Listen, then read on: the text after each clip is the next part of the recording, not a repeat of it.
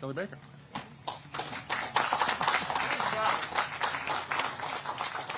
Thanks very much, Commissioner. Let me start by saying he is obviously a big man and a man of few words. That could be the shortest introduction I've had in the past 7 years. And normally, you know, when a commissioner of an agency has the governor or the lieutenant governor coming to visit, they usually give a big, long introduction. It's a little bit of a, what would be the word I would use? A little bit of a suck-up, usually. So I will take away from this that no need. This guy is so secure, he can just say, hey, Governor, come on up, use the mic, it's okay. And that's more than enough. Thank you. This is, I apologize for being a little goofy this morning, but for the Lieutenant Governor and me, this is a very special announcement, and I'll tell you why. When we were campaigning in 2014, we talked to a lot of folks in the summer of 2014 in cities and communities around Massachusetts who said, you know, there's a lot of stuff going on during the day, but there's nothing going on at night and on the off hours. And that's a problem, because that's really when, more than anything, we really need to have things for young people and families to do. And so we took office in January, the budget was already set, and we scraped together a few bucks at DCR. I think it was maybe $200,000 for 4 programs. Found local partners who we could partner with, who could bring some general knowledge about how to get to the right kids and the families and what sort of programs would make sense, and could leverage it a little bit with some of their own staff.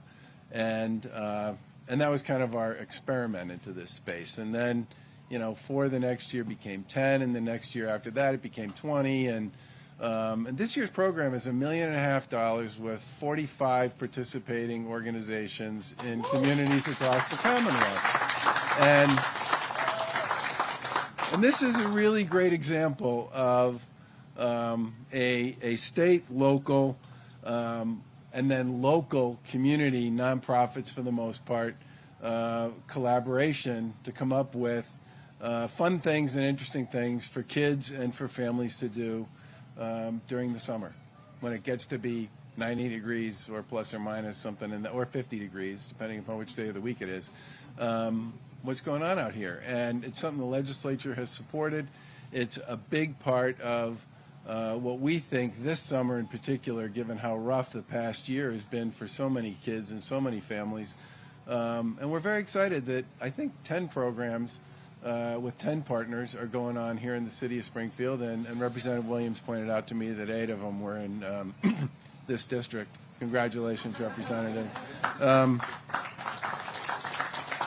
But this is in many ways for us a program that started as a kernel of an idea a bunch of years ago. It's something that's been adopted by many of the communities and many of the local nonprofits and many of the families and kids in those communities, and we've branched it out into not just recreational programming, but also enrichment programming, education programming, and as I said, we've got help from the legislature on this, and it's the sort of thing that I hope continues to grow as we go forward, because finding places and spaces and opportunities for kids and families during the summer should be something that on the off hours we're thinking about how to work with our colleagues to come up with possibilities and programming for. So for us, something that started this big, that is now this big, we're really thrilled with how this is all played out. Tremendous help and support from the folks at DCR and from the commissioner and his team, and a lot of help as well from the secretary and her office.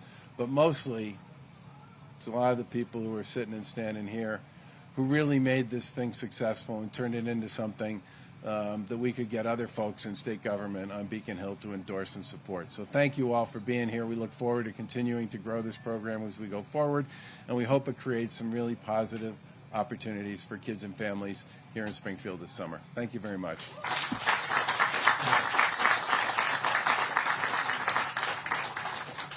Next, I'd like to introduce Lieutenant Governor Karyn Polito. keeping with tradition, because if you gave me a longer introduction, that would have been a disaster for you. So good move there, Commissioner. You're a quick study. We're here in Springfield to highlight, obviously, a program that the governor and I and our entire team love. And we want to thank you in Springfield for also loving it so much and fully embracing it and spreading it far and wide here in your community. I just can't thank you enough and express on behalf of the kids you serve and their parents and families how important this is. I want to thank the mayor because I know how much you love this program. And as soon as you heard about it, you said, forget Boston, got to bring it out here to Western Mass, and I'll be the first to take it on and lead the way for the communities out here to do the same. This is a lifesaver. It's a game changer. And as the governor said, coming out of a pandemic year, it's like people are starving for more programs and opportunities like this. So you deserve it. And most importantly, the kids deserve it. We know, yes, yeah. We know, and as a mother of two teenagers, if kids are not safe and they're bored, it's a big problem. So this solves that. And for you to be as creative as possible to break down every barrier to make sure these kids can get to you, to the location where you're serving them. In Boston, they're giving out free ferry rides to get them to the Boston Harbor Islands as part of their camp experience. And clearly here you're getting the kids to where they need to be. Now, I was out last night enjoying the nighttime. It's light out for a long time, so it's daylight to nighttime, but it's a long period of time for you to be able to offer the activities that they can have fun at, activities that are really important like swimming, and I'm going to emphasize free swimming lessons, and a call to action to get some older kids into the instructor program so they can teach kids how to swim, and to combine it while they're having fun with some meaningful experiences like the Leadership Academy or developing entrepreneurial skills or even including STEM education as part of their activity, hands-on learning experiences.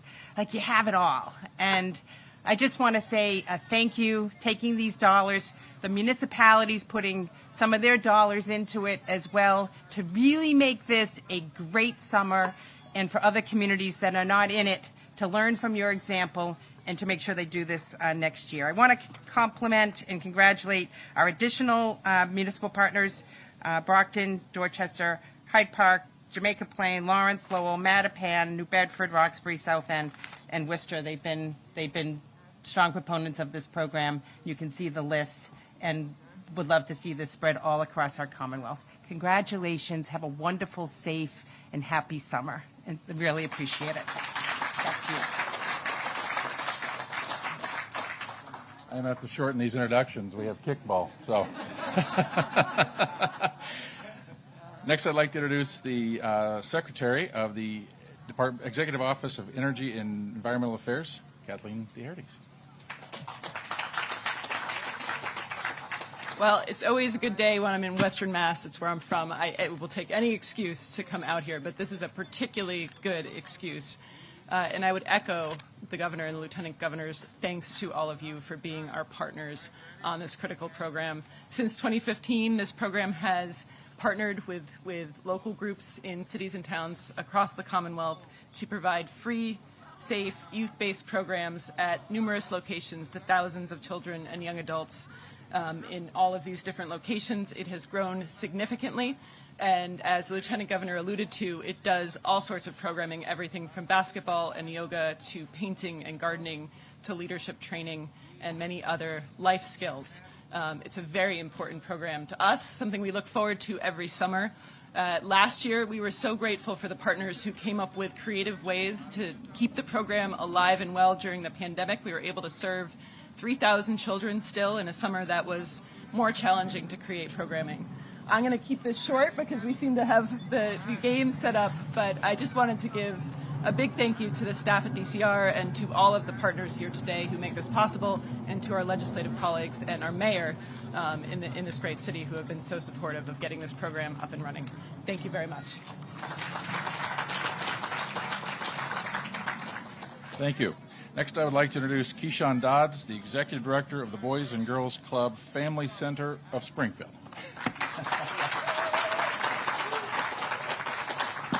Good morning, everyone.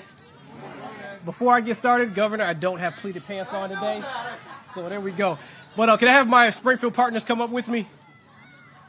My Springfield partners, I know you guys are here, I need you guys behind me because this is important. Thank you.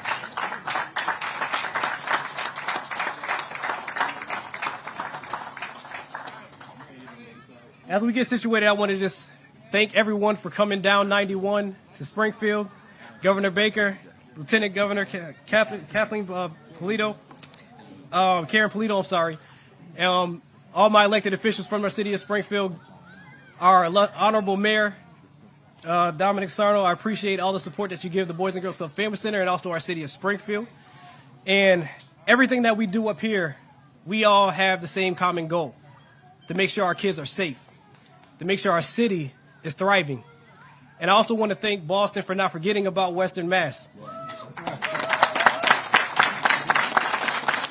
Sometimes people think that we're a different state. And I know we are offended when we leave Springfield and go to other cities and states and they say, where are you from? We say, Springfield. No, you're from Boston. No, we're from Springfield. We're proud of our city. We are proud to represent the Commonwealth of Massachusetts and also our youth. We work tirelessly every single day. As you see in our partners here, this is not an anomaly. This is the norm for us that we want you all to see. That this isn't just a photo op.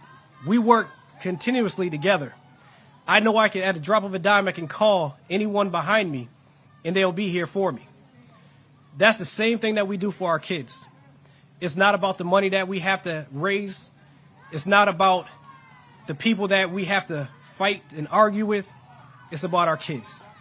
And this program from the Department of Conservation and Recreation is something very special. And I got to give a special shout out to Julie and also Hillary for all of the hard work that they do.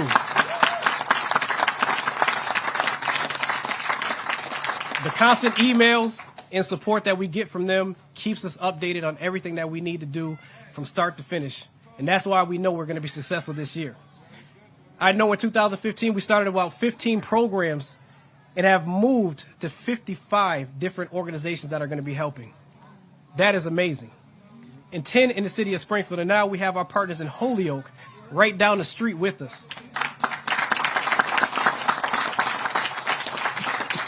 And I know it's only going to get bigger and better every year. But coming out of a pandemic, this has been one of the times that I can say I honestly cried in front of my kids because I didn't know if I was going to see them again. Because everything was shut down globally. And we fought hard to make sure that we kept in touch with our kids. We kept in touch with everyone, the parents, the families, the providers. But not only that, we came together as a team because every community center and every organization said if one of us close, what happens? The city shuts down. So we fought hard and we stayed open. And when it was time to go to school, I got to give a great shout out to Governor Baker for giving us the money to make sure that we can do remote learning for our kids, to provide that space. And I know my guy, Wes Jackson, over here at the South End Community Center gave me a shirt one day and said, Executive Director is my title, but superhero should be the real title. Because we have to pivot every single day to make this work. But the way that I pivoted was from the help from two men that I got to give that shout out to, is LeVar Click and Chase Swan. LeVar works for the mayor. He was at the YMC in Greater Springfield at the Dunbar. And Che at the time was at the South End Community Center. We partnered up and grabbed on with Ron Johnson at the MLK Family Services, Henry Thomas at the Urban League, Vinny Borello at the Carew Street Boys and Girls Club, the crew that's behind me, Brother Johnny. I can keep going on and on with the names, and I don't want to miss you, so if I didn't name you, it's not the absence of the heart, it's the absence of the mind. And I know I have my parent villages with me as well, so we are attacking the problem of our youth not being active from preschool all the way to young adulthood. We all know that there's active violence in our city. We all know that our kids need activities to keep safe. The last thing that I want to do, and we made a promise to ourselves when we started here, to make sure that we had no deaths in our city. We will not stop until all of our kids reach adulthood and see their kids and their kids' kids grow. That is the mission of every organization. It's definitely at the Boys and Girls Club Family Center. I can say it did it for me. Because not like the old commercial Hair Club for Men, I'm not only the president, but I'm also a client. At 7 years old, I was a kid that was dropped off at the Boys and Girls Club Family Center. My father passed away that year. My mother put me in the hands of the Boys and Girls Club Family Center, and the first man that I met was Tony Malone, who still works for me now. It's kind of funny. I work.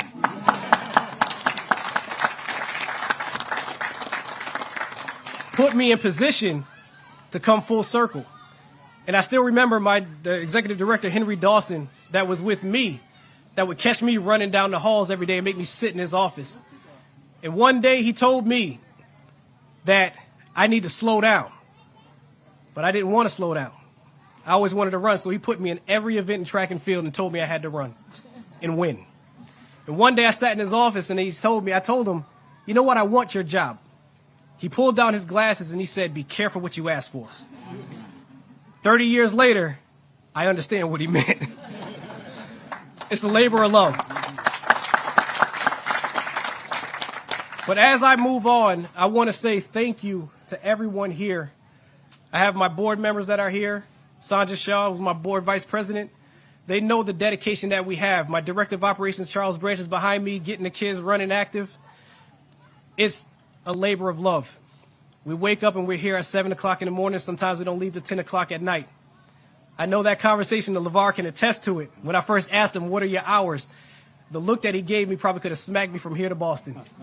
Your hours are your hours because the kids need you. So with this grant that we have with the Department of Conservation and Recreation, the Boys and Girls Club Family Center is open until 10 o'clock at night, Monday through Friday. All of our organizations, our members, our kids, our teens, we created a universal membership. So our kids are members of the South End Community Center, the Boys and Girls Club Family Center, Carew Street, MLK Family Services, the Urban League. They're not just our kids, it's our city's kids. So we have a universal membership. So if you can't go to your club, you can come to us. That's how we save our youth. So I want to say thank you to my elected officials, Bud Williams, Marcus Williams. I got Tony Moore from Senator, Adam Gomez, Senator State Rep Carlos Gonzalez, I know, and Eric Lesser. You keep telling me to call you Eric and not Senator. But it means a lot to me that you guys are really here today to not only see our kids, but just to see what Springfield's about. Every city has their problems, but what you see right now is the light of those problems. We make sure that no problems get too big. We work closely with our mayor, with our police department, our elected officials, to make sure that we do the right thing every single day. Now, we're not perfect, but with your help, we can be great. So thank you, and have a great day.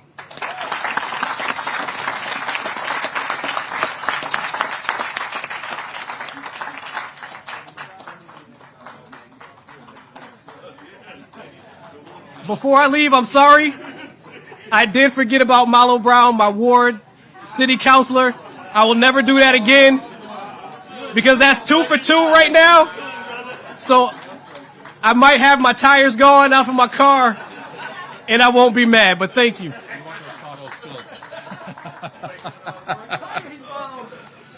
You got to make sure those potholes are filled. So. Oh, thank you very much. As the governor said earlier, our host legislator today is Representative Bud Williams. I'd like to have him come up next.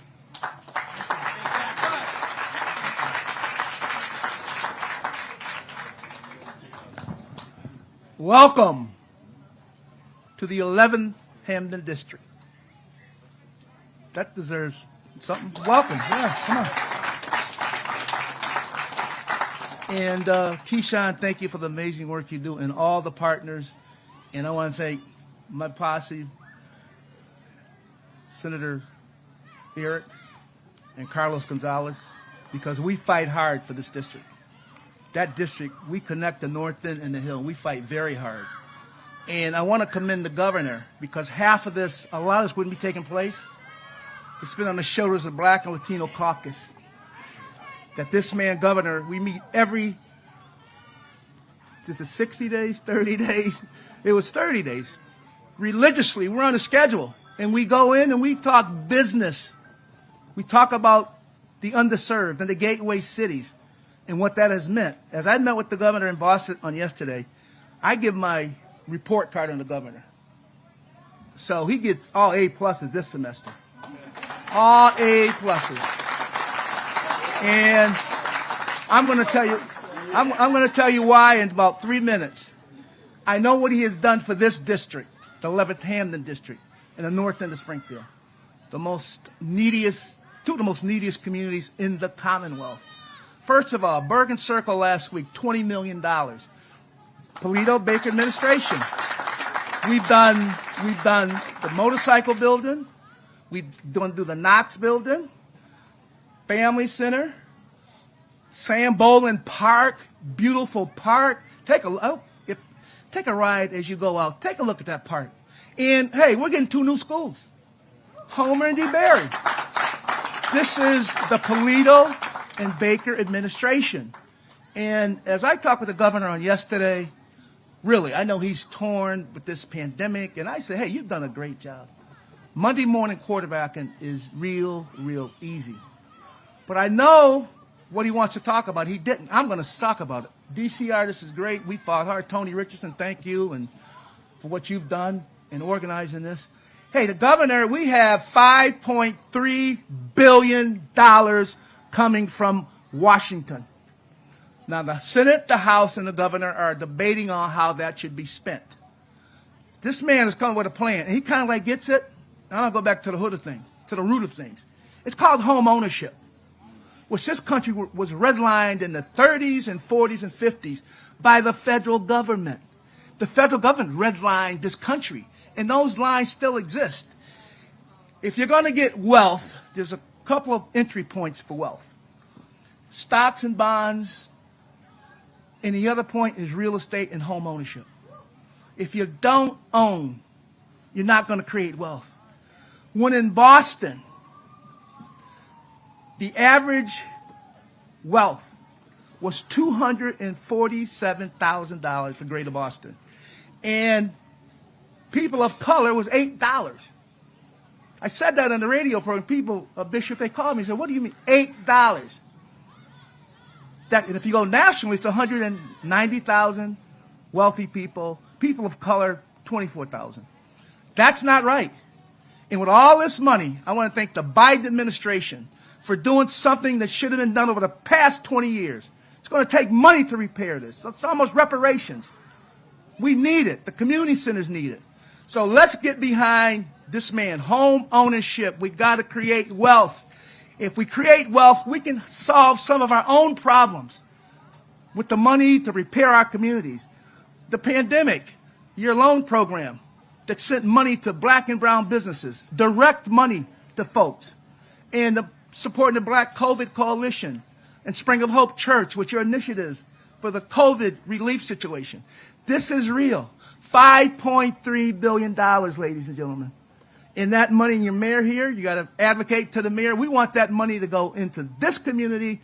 I've asked for $1 billion with the Black Latino Caucus. My partner Gonzalez said we're going to get $4 billion. Governor Carlos wanted $4 billion. And I presented that to the governor. Carlos just added $3 billion. I asked for one. Really, I asked the governor. He said, I'll support it. We're going to get money into this community. We're going to fight hard because we have to build wealth at the end of the day to eliminate poverty. But we can't do it unless we invest in people. Home ownership. Last point. You know, the city has a program, state has a program. They give you like $3,000 or $4,000 first-time home ownership program. The governor has proposed $50,000 to $60,000 for people with first-time. This is real. It's a game changer. I mean, you know, people don't tend to get excited in black and brown communities about money. We just don't. I think we think it's some kind of taboo to kind of ask and request. But that, Carlos and myself, it's all we do. And let me tell you one last point. The Polito Baker administration, especially that governor, meets with black and brown people every single month. And what we request from him, we've never been turned down. So I want to thank you again for what you do, Governor, and you know I mean it. So with that being said, City Councilor and State Rep Orlando Ramos, welcome. Thank you. So I'm going to be quiet, but the DCR, great program. We worked hard. And not only that, I think you talk about the jobs that come with this. $20 an hour. We get jobs. This is a game changer. And the state park is right over, Blunt Park, right over there. So, Keyshawn, thank you and all your amazing partners for you folks have done. We need it. We're going to get more. We're going to do more. We can do better in this Commonwealth. But what it's going to take? It's going to take us pushing the envelope. Every group in the state is going after the money. And typically, black and brown people are always on the low end of the totem pole. We're not going to be in the low end of the totem pole this time. We're going to be at the top of the totem pole. We're going to get our fair share. Gonzalez and myself had said $4 billion. And let me tell you, if we have to stand on the steps of Beacon Hill to get what we rightfully deserve, Biden has finally got it. He understands this is 30 years of money that we've been shortchanged. We're not going to be shortchanged anymore. So welcome, Governor. Thank you for your work. Lieutenant Governor, Commissioner, thank you. But Keyshawn, all the vendors, thank you, and God bless.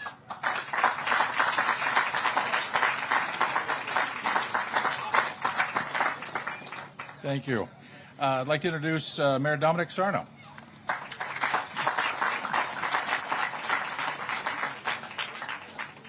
Buddy, I thought you were going to pass the basket, I'll tell you that. You were preaching there. And you're preaching to the choir. To Governor Baker, Lieutenant Governor Polito, Secretary Theoharides, Commissioner Montgomery, thank you.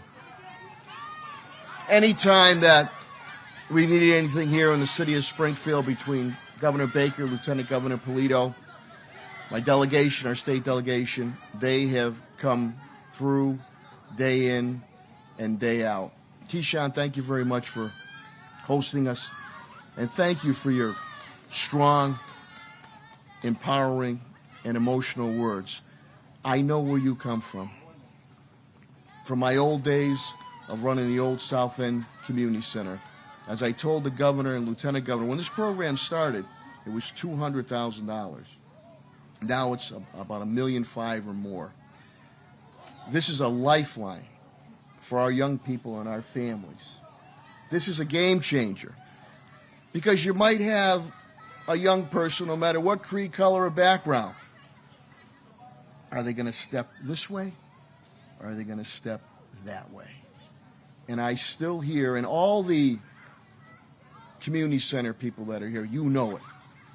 When you run into that young man or young lady, or you run into that family member down the road and say, hey, Latonia, hey, Coach Jackson, now Executive Director Jackson, because of your efforts, my kid went the right way. Went the right way. You can't put a price tag on that. And the investment that Governor Baker and Lieutenant Governor Polito and his lieutenants have made is key. The more money we can put in at the front end, the better and stronger and positive opportunities will come at the tail end. So it's a combination. And you know what? A lot of times, where's Coach Jackson? Where's Wes? Coach, where are you? Okay. Coach was my coach at the old South End Community Center. And sometimes, and now he's executive director. And about mentoring, Chase Swan, who works for me now, was my deputy. He was executive director. But sometimes for our kids, as you see out there, you got to give them a little bit of a hook, right? They want to have fun. I don't blame them. They want to have fun. So we make a deal. You want to have fun? You want to be in the computer room? You want to play on our travel team, our hoop team? You got to do okay on the grades, am I right? Coach Jackson used to go to every school to make sure that the kids were up to par on and off the court or on and off the field. So this money that Governor Baker and Lieutenant Governor Polito and DCR are putting forth is going to multiply. So besides kids having fun, families having a peace of mind, job creation, a lot of our younger people, opportunities, rec leaders, Hopefully lifeguards. We need more and more lifeguards. And this starts that mentoring process.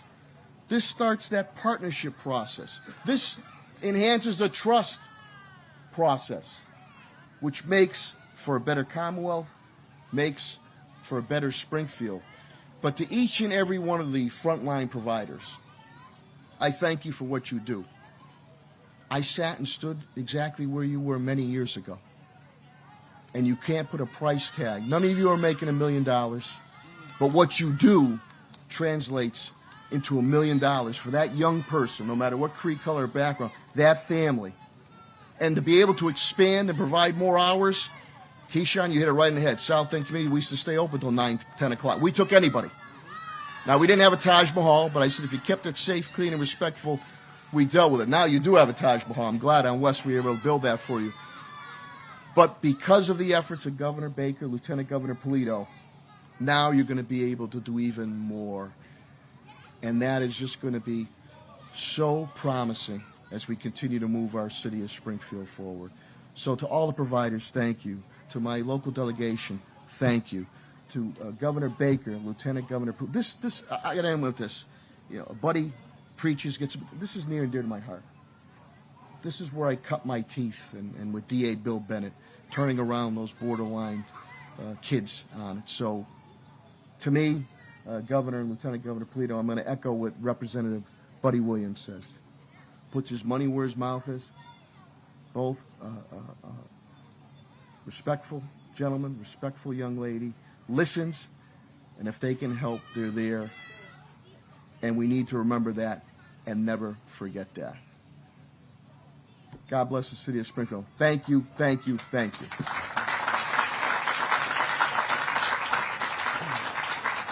Thank you, Mayor. Representative Carlos Gonzalez.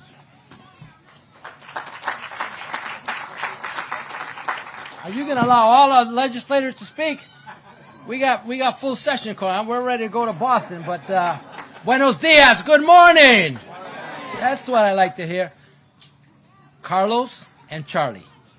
You all heard about the restaurants in Mexico, right? Carlos and Charlie restaurants. It's a tag team. But to Governor Baker and Lieutenant Governor Polito, thank you very much. And Secretary, thank you. Meeting you. I said, I heard my staff told me, she came from Washington, D.C. And the first thing she told me, I'm from this area. Bingo. All right. That's why she's coming back. That's what we got to do more often. But this is great. I'm not going to, belabor the point. Rep. Williams, my partnership with you is long-standing. But again, we're going to continue to ask, demand, support, and enhance our communities, particularly the communities of color. And I just want to make a shout out to Tony Richards and also Jose Delgado in your office here in Western Massachusetts, because without them and our partners, Betty Medina, Lichtenstein over there in Holyoke, I see her. She was going to retire, but we brought her back. Thank you. Just a couple of shout outs, and to all the partners, muchas gracias. Thank you, because again, it starts at education starts at home, but also at the family centers, like Mr. Dodds said. Thank you very much, and I'm calling you Mr. Dodds. So thank you very much, and Commissioner, what a great MC. We're going to have you from here on then. So thank you on behalf of my colleagues in government. We're going to continue to fight, and it's not 1 billion, it's 4 billion. COVID impacted communities of color more so than anyone, and the Biden administration said this money is going to go where it has severely impacted, and that's why we need 4 billion. Thank you very much.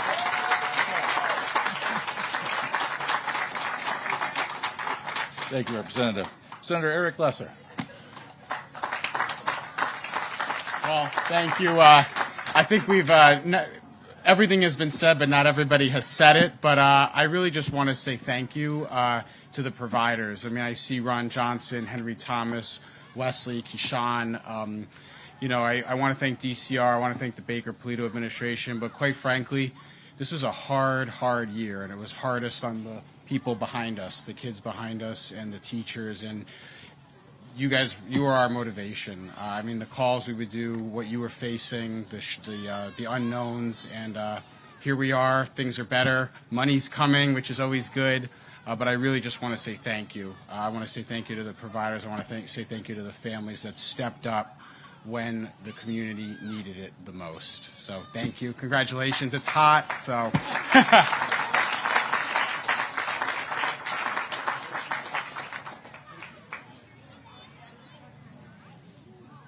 Thank you, sir. Representative Orlando Ramos.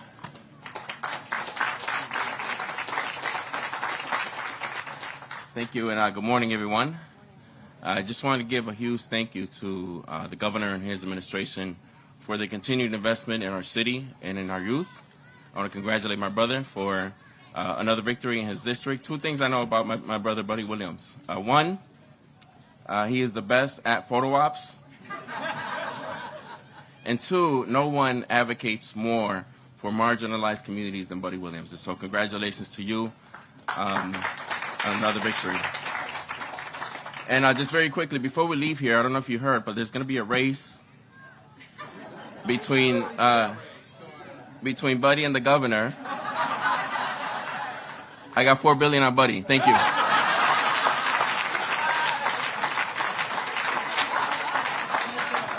Oh, Lord.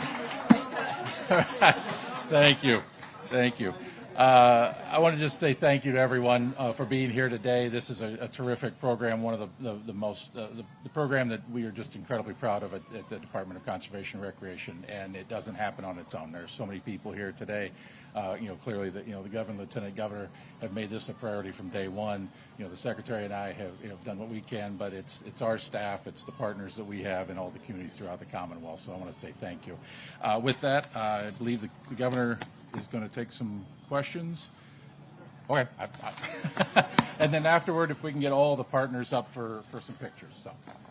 So, questions for anybody who spoke? He hasn't made his mind up about running for governor yet. I asked him that yesterday. Yes, buddy. You are too funny, bud. That is something the lieutenant governor and I have been talking about with our families, and we'll certainly make a decision about that soon. Yeah. Yep.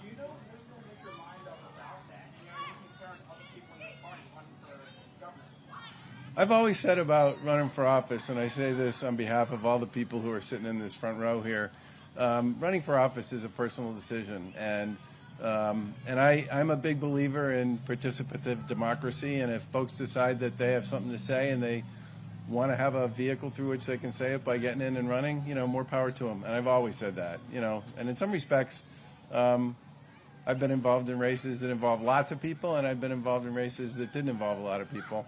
And anybody who thinks they understand the dynamics of a particular political campaign this far out, well, their crystal ball is a lot better than mine, and what they really need to hope is that everybody forgets whatever it was they said now, because it probably won't be true on Election Day. Yeah.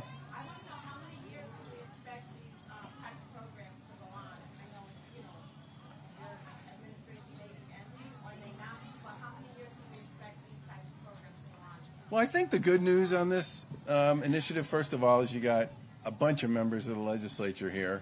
And if we held this event somewhere else, we would have had a bunch of folks in the legislature there as well. This was originally, kind of I wouldn't call it it was like a demonstration. We'd only been in office for 4 or 5 months. Summer was coming.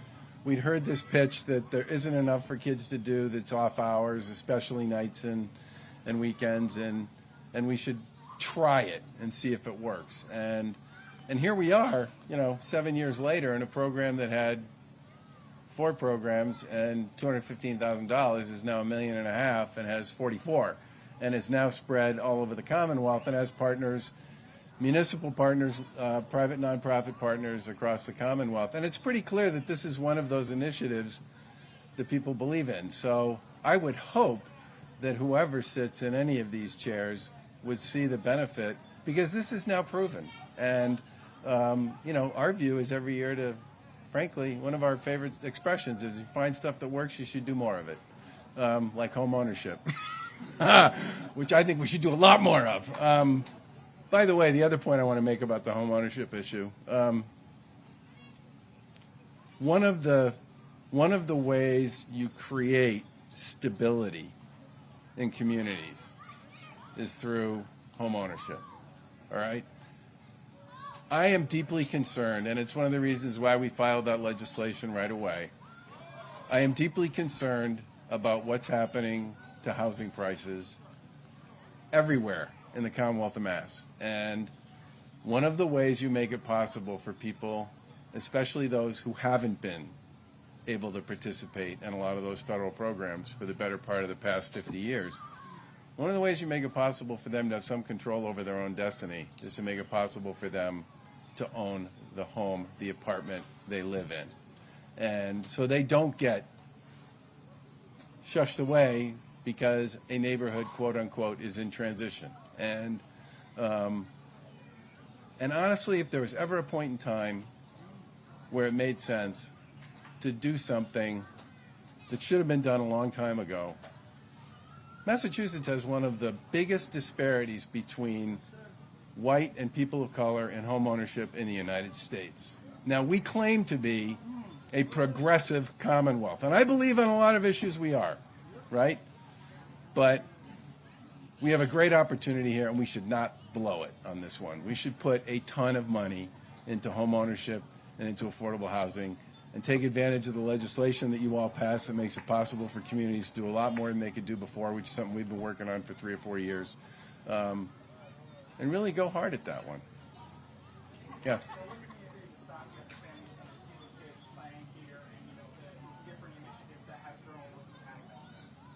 Say again?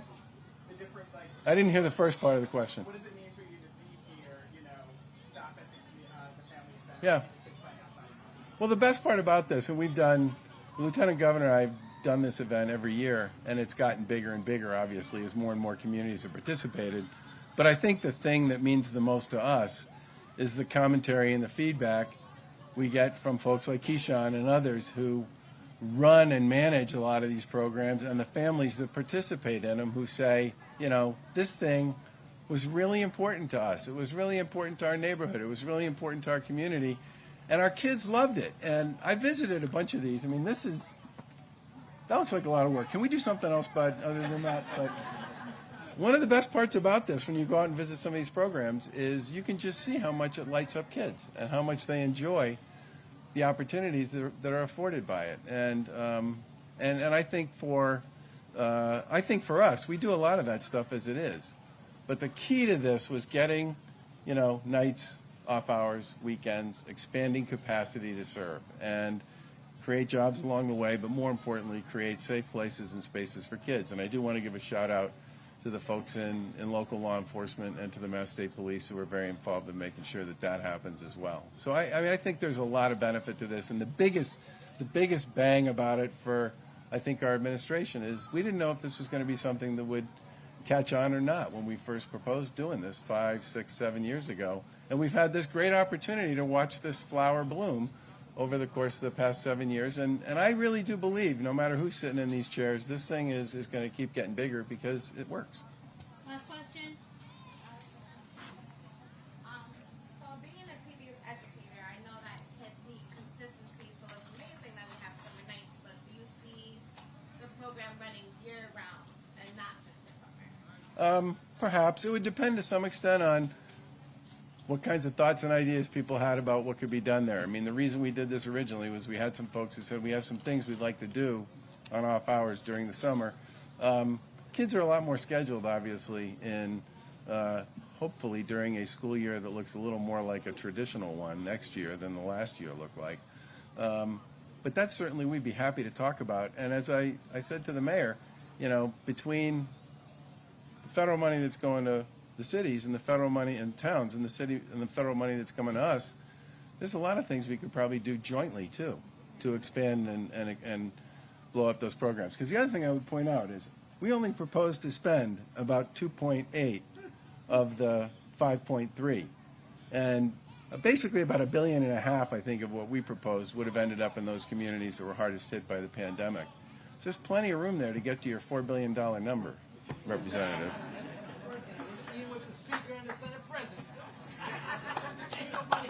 I just want to say again, this has been This program doesn't work without the help of all of you, and a bunch of folks have said that. But we know that the success of it, the fact that people year after year, through word of mouth and practical experience, have said, I want to be part of this, that has come about because of the work of many of the folks who stepped up and stepped in early on.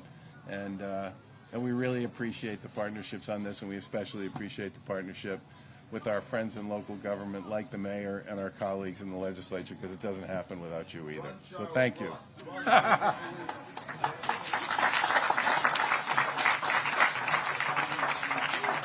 Thank you, everybody. If we could get the partners all up here for some pictures. Thank you.